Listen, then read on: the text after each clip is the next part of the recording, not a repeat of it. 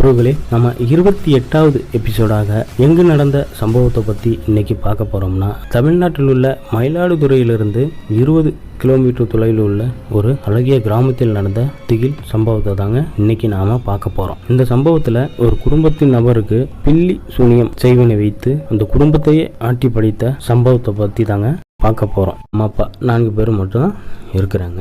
இந்த சம்பவம் நடக்கும்போது சங்கீதா 12th படிச்சிட்டு இருக்கிறாங்க.